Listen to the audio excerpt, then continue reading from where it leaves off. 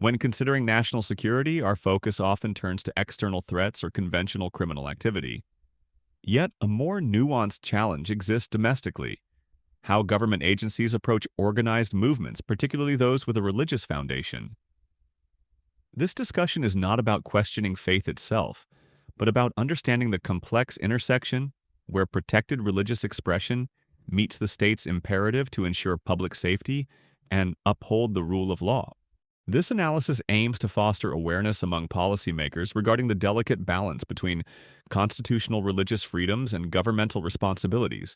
We are exploring the operational realities of state oversight, not to cast suspicion on religious communities, but to illuminate the frameworks guiding official attention. Our objective is to examine factual considerations and policy implications, promoting informed discourse without accusation. Governments monitor various movements primarily to safeguard public welfare and national security. This involves identifying behavioral patterns historically linked to potential societal risks. Such patterns include rapid insular growth, unchecked charismatic leadership, and groups rejecting external legal authority. These indicators are behavioral, not theological, and apply across diverse organizational types. The core policy question is when faith-based organizational dynamics necessitate closer governmental understanding. This is not to interfere with belief, but to fulfill the state's mandate for public protection. Defining this boundary precisely is a critical policy challenge. American history provides crucial lessons from past incidents involving various religious groups. These events underscored the potential for tragedy when early warning signs are overlooked. Such historical precedents have significantly shaped modern law enforcement and intelligence agency protocols. Consequently, contemporary monitoring prioritizes observable behavior over theological tenets. The focus is on actions motivated by beliefs, rather than the beliefs themselves. This distinction is vital for policy, as the Constitution protects belief absolutely, but not all behaviors equally. Specific characteristics can elevate a Christian movement's profile for governmental attention. Experts note increased interest when movements exhibit combinations of concerning factors. These include apocalyptic rhetoric with specific calls to action, claims of unquestionable divine leadership, and social isolation. Further indicators involve deep distrust of external institutions, internal justice systems bypassing civil law, and significant financial opacity. It is crucial to note that the vast majority of Christian movements exhibit none of these traits. However, the convergence of multiple such factors warrants policy consideration for potential risk assessment. The United States is constitutionally committed to religious freedom, a foundational national value. Belief alone never justifies government monitoring or interference.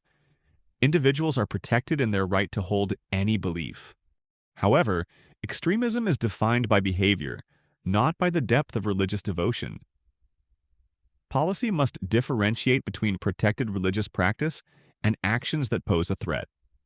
This distinction is critical for upholding civil liberties while addressing genuine security concerns. Modern technology has profoundly altered the landscape of movement visibility.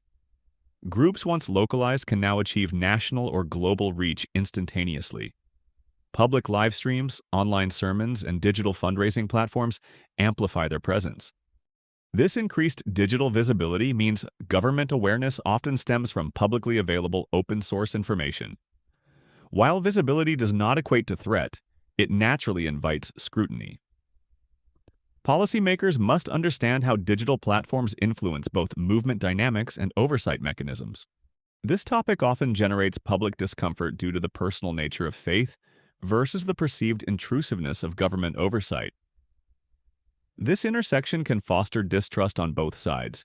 Some believers may feel targeted, while authorities aim to foil their public safety mandate. Misunderstandings can proliferate in this environment, hindering constructive dialogue. The imperative is to foster open, honest conversations about the boundaries of religious freedom and public safety responsibilities. This requires addressing concerns without immediate defensiveness or accusation. Policymakers must grapple with fundamental questions. Is government attention directed at faith or at specific concerning behaviors? Can religious freedom and public safety genuinely coexist in practice? Who determines when spiritual conviction becomes a legitimate national security concern? At what juncture does the government acquire not just the right, but the responsibility to intervene? These complex questions demand careful consideration of competing values and difficult trade-offs. They are central to the future of religious freedom and national security. The United States is founded on both freedom of belief and the responsibility to protect its citizens. Navigating this inherent tension is a continuous challenge for governance. This discussion offers no definitive conclusions, but rather highlights critical questions for ongoing policy dialogue.